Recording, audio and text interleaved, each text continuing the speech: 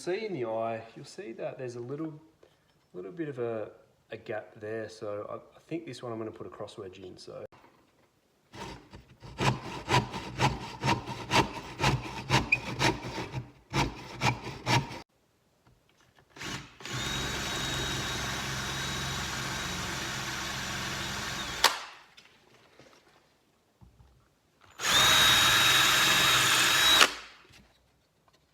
Main wedge is going to go in like that, and then these cross wedges will go in there and there, hopefully.